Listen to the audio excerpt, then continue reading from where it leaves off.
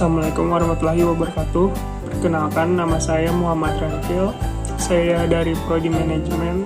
Saya kali ini akan menjelaskan tentang Deep Learning.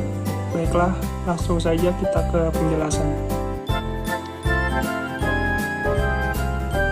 Kecerdasan buatan memiliki masalah dalam menerapkan beberapa intuisi dalam pengetahuannya, sehingga untuk menyelesaikan masalah tersebut digunakanlah konsep Deep Learning.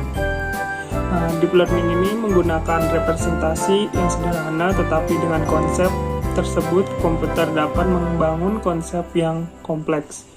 Deep Learning bersifat dinamis, artinya algoritma ini memiliki kemampuan untuk terus meningkatkan kinerjanya dan mudah beradaptasi dengan perubahan pola. Deep Learning dikembangkan pada tahun 1950, namun baru tahun 1990 dapat diaplikasikan dengan sukses. Deep Learning algoritma yang digunakan sekarang pada taks yang kompleks hampir sama seperti learning algoritma yang digunakan untuk menyelesaikan masalah permainan pada tahun 1980. Semakin meningkatnya popularitas artificial intelligence di dunia teknologi, algoritma Deep Learning pun mulai banyak dipelajari. Dengan menggunakan algoritma Deep Learning, seorang developer bisa meningkatkan kemampuan tools untuk mengklasifikasikan, mengenali, mendeteksi, memahami, dan mendeskripsikan data. Salah satu teknologi yang telah mengadopsi Deep Learning adalah Siri dan Cortana.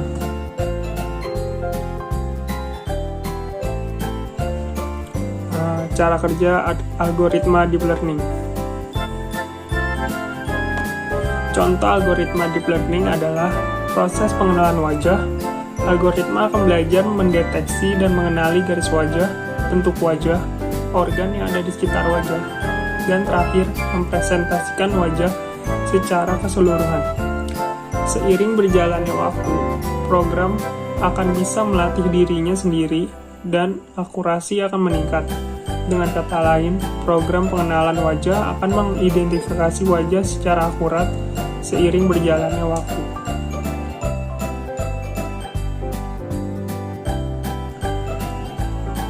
Jenis-jenis algoritma Deep Learning. Yang pertama ada Convolutional Neural Network, kedua ada Long Short-Term Memory Network, ketiga ada Recurrent Neural Network, keempat ada Self-Organizing Maps. Pertama, Convolutional Neural Networks, CNN, yang juga dikenal sebagai ConvNets, adalah salah satu algoritma deep learning yang bisa kamu manfaatkan. Ia terdiri dari beberapa lapisan dan sering digunakan untuk pemrosesan gambar dan deteksi objek. CNN pertama kali dikembangkan pada tahun 1988 ketika ia masih disebut sebagai LeNet. Pada masa itu, teknologi tersebut digunakan untuk mengenali karakter seperti kode pos dan angka. CNN kini banyak digunakan untuk mengidentifikasi citra satelit, memproses citra medis, memperkirakan deret waktu, dan mendeteksi anomali. Kedua, Long Short Term Memory Network. LSTM adalah jenis Recurrent Neural Network atau RNN yang dapat mempelajari dan menghafal ketergantungan pola jangka panjang. Teknologi ini mampu mengingat seluruh informasi masa lalu dari periode ke periode tertentu. LSTM juga bisa menyimpan informasi dari waktu ke waktu. Mereka berguna untuk keperluan prediksi deret waktu karena ia bisa mengingat input sebelumnya. LSTM memiliki struktur seperti rantai di mana keempat lapisan di dalamnya saling berinteraksi dengan cara yang unik. Jenis algoritma Deep Learning. Berikutnya yang bisa kamu manfaatkan adalah Recurrent Neural Network atau RNN. RNN memiliki koneksi yang bisa berbentuk siklus terarah. Siklus tersebutlah yang memungkinkan output dari LSTM untuk diumumkan diumpankan sebagai input ke fase terbaru. Setelah output dari LSTM menjadi input terbaru, ia dapat mengingat input sebelumnya karena kinerja memori internal.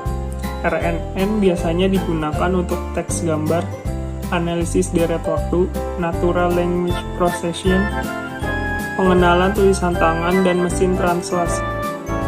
Berikutnya self-organizing maps. Jenis algoritma deep learning selanjutnya adalah SOM atau Self-Organizing Maps. Sesuai namanya, teknologi ini mampu menginisiasikan data visualizing secara mandiri. Ini berfungsi untuk mengurangi dimensi data melalui jaringan syaraf tiruan yang dapat bekerja secara otomatis. Data visualizing ini ditunjukkan untuk memecahkan permasalahan yang umumnya cukup sulit untuk diselesaikan manusia. Membantu komputer menemukan pola. Tujuan akhir dari deep learning adalah untuk mengajarkan komputer cara mengenali pola data tidak terstruktur. Contoh sederhananya dari data tidak terstruktur adalah gambar pemandangan seperti langit, pepohonan, dan foto makhluk hidup.